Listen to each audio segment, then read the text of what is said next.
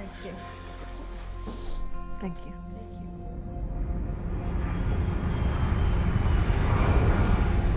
It doesn't take much looking to find some pretty horrible examples of children who became extremely violent after being put on psychiatric drugs. Kip Kinkle, for example, shot his parents, then went to his high school and killed 2 and wounded 23 more while withdrawing from Prozac. Christopher Pittman was taking Zoloft when he shot both his grandparents and burned down their house. And Eric Harris, who killed 13 people at Columbine, then committed suicide, was on Luvox. 9 of the last 13 school shooters were either on or withdrawing from psychiatric drugs, and the medical records of the others are sealed, so we may never find out the truth. But instead of warning us, psychiatrists and drug companies are playing down the most serious side effects and ignoring the rest.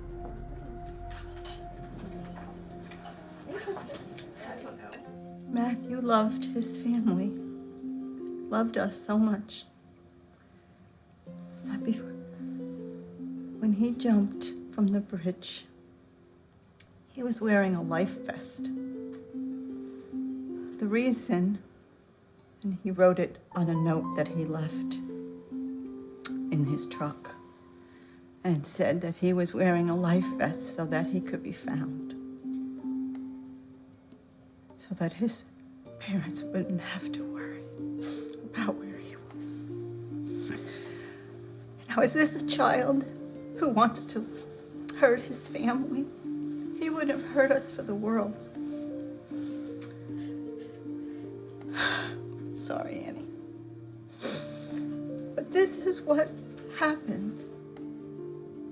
This is what this drug did to my son. It made him someone he wasn't. Matthew, she knows also, because she had a sweet little girl who was only 12 years old. You know what I'm saying. I do know what you're saying, and I still think back to being in that doctor's office and saying, I don't want her on this, and his casualness, what are you worried about? And not knowing any different. We've all talked about the fact we just didn't know. But the guilt that comes from watching people give your child medication or giving it to them yourself, making sure they take it because they tell you, don't let them miss a day. That's right. And it ends up killing them. I think about the warning signs that we had that we didn't know were warning signs. I remember sitting there watching Candace go like this, and I said, Candace, what's wrong? And she said, I don't know, I'm just itchy, and not realizing it, that it was that feeling of needles, of burning under her skin, and she was trying to get rid of it, but she was 12 years old and she couldn't tell me. And I'm thinking, oh, it's shaking. Yeah. Showing me how his hands were shaking. And telling me that his heart was beating fast. Candace was shaking, and I remember thinking I really should take her to a neurologist because, her hand is shaking. Sometimes it would be hard to hold something. But not knowing that that was a sign that the severity of the amount of medication in her system, I just assumed it was dry skin. And I think about her curled up in her father's arms laughing. And that's my last time I saw my child alive. Who would ever assume that this happy child that is embraced in her father's love with her sister right there would walk up to her room and hang herself from the valance of her bed? And nobody knew it. They were there. Nobody knew it because we had no signs. I think about days when I thought I was going to die myself because my pain was so intense that nobody could live through the breaking heart that I was suffering. I remember being in a fetal position on my laundry room floor, thinking I was dying, and calling my therapist and saying, I don't think I can live. I can't catch my breath. I can't live. And what did keep me living was the fact that I had a surviving child who needed me.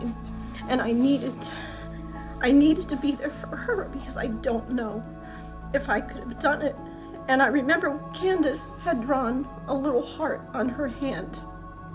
And in the heart, she had written 911. And then she had covered it with a bumblebee sticker. She didn't know she was going to die. She thought she was going to be saved. She didn't know she was doing this. 12 years old. Oh my. Okay. There's Matt. Matthew was sick, but he went to basketball practice. Matthew had 22 points the other night. He was awesome. Matthew's personality was infectious. His love of life was infectious. Everybody wanted a part of it. He was just a breath of fresh air, like sunshine. And people loved being around him. He was outgoing and always smiling and funny and, you know, playful. Matthew was a friend to everybody. You know, he'd play with anybody, young or old or this or that. My first memory of Matt was in the 3rd grade. We had the same teacher. We really became friends in 3rd grade when we had a class together. The first time I had ever met him actually was at a high school football game. And we hit it off instantly. I remember one of the first things I remember about Matt and the Steubings. I remember coming home and telling my dad that they're all a bunch of angels. He was so much fun. He taught me how to skip school. He was always supportive, like, if there was anything wrong, he knew how to pick you up. We were on a basketball team together. We played basketball together all the time growing up. We spent hours next to each other, ribbing each other, and by the end I was just proud as I could be to finally, you know, at least in one of the games I beat him. I mean, it was very easy to stand on the side and just, you know, just grin ear to ear because the kid was absolutely cool. And in my life, he is still cool. The more I learned just how much our kids are being drugged, the more outraged I became. But I was truly horrified at the extent of psychiatric drugging that is forced on children who don't even have a parent to protect them. No one knows this better than foster child counselor Sonia Mohammed, who works with the County of Los Angeles, dealing every day with children diagnosed and forced to take psychiatric drugs. My personal experience has been that these drugs are very, very dangerous. We don't see any evidence of them doing or accomplishing the things that the parents are being told that they're supposed to accomplish. And unfortunately, there are many stories like yours, which is so unfortunate. My heart is with you and your family that you had to experience this, because no one is really listening to any type of alternative conversation regarding this. It seems that foster children are much more likely to be medicated than, say, other children. Why is that? Several reasons. The main reason being is we don't have time to deal with you. That's my take on it. So what we'll do is shut you up and we'll shut you down. That's basically it.